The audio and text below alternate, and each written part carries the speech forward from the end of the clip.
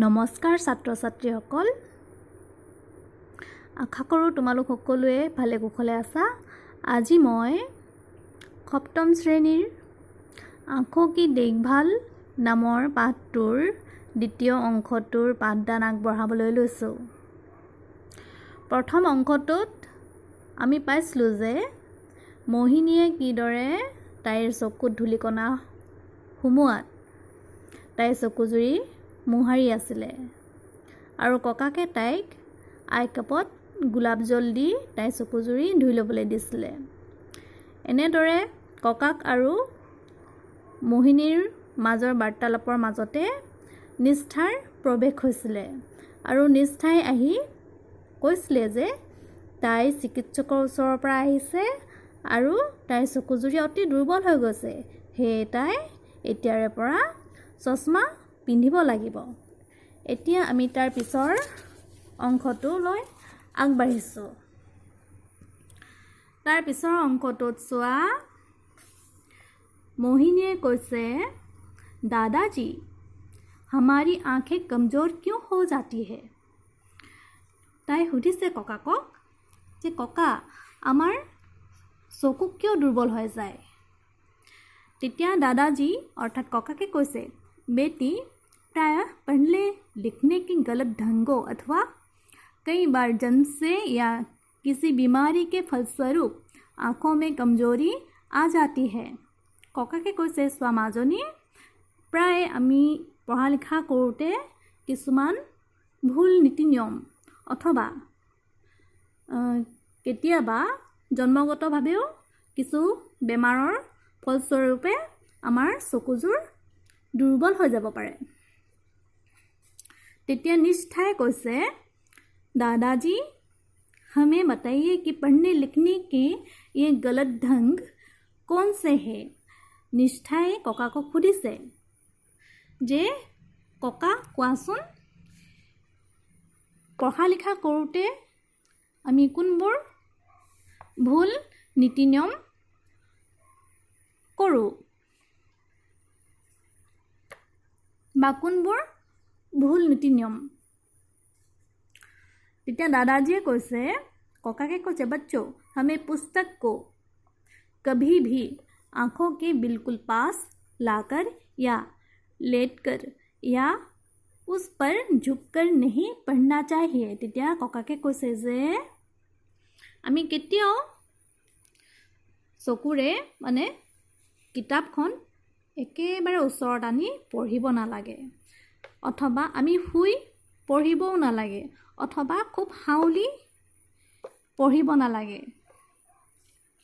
पुस्तक को कम से कम 30 सेंटीमीटर दूरी पर रखना चाहिए। আমাৰ পাঠ্যপুথিখন কমেও 30 सेंटीमीटर দূৰত লৈ আমি পঢ়িব লাগে। তাৰপিছত চোৱা, चलती गाड़ी में पढ़ना भी अनुचित है।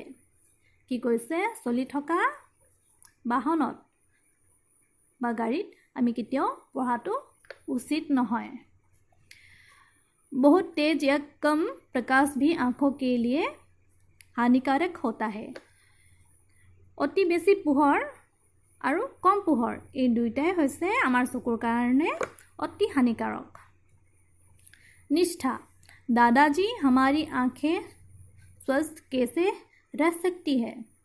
निष्ठाই সুধিছে, ককা আমাৰ চকুজুৰি কেনেকৈ সুস্থ কৰি ৰাখিব পাৰি বা সুস্থ হৈ থাকিব পাৰে। তেতিয়া दादाजी কৈছে, ককাকে কৈছে, हमें भरपूर नींद लेनी चाहिए। আমি কি কৰিব লাগে, অতিমাত্ৰাত আমাৰ টোপনি पूर কৰিব লাগে। भोजन में फल सब्जियां विशेषकर हरी पत्तीदार सब्जियों को सम्मिलित करना चाहिए। আমি কি কৰিব লাগিব, আমাৰ আহাৰত ফল, তাৰপিছত পাচলি, বিশেষকৈ পাত শাক, তাৰমানে হৰি পত্তিদাৰ চব্জিয়া, এইবোৰ আমাৰ আহাৰত সন্মিলিত কৰিব লাগিব।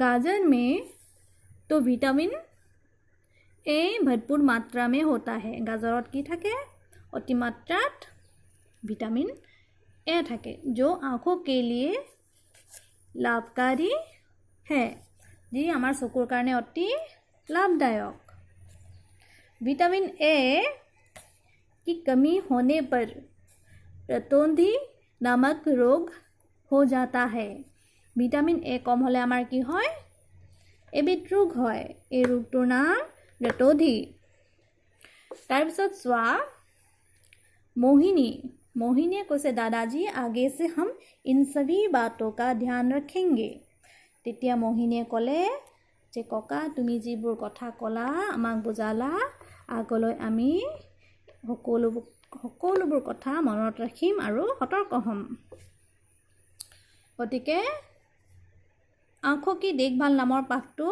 ইয়াতে সামৰণি হৈছে ইয়াত শেষ হোৱাৰ পাছত মই এতিয়া পাঠটোৰ কিছু প্ৰশ্ন উত্তৰ আছে সেইসমূহ হৈছে চোৱা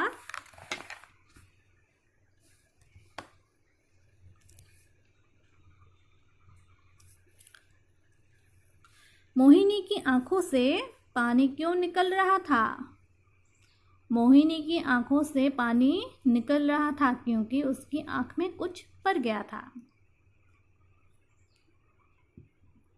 তাৰপিছত আছে अश्रु ग्रंथियां क्या कार्य करती है अश्रु ग्रंथियां आंखों को गीला बनाए रखने का काम करती है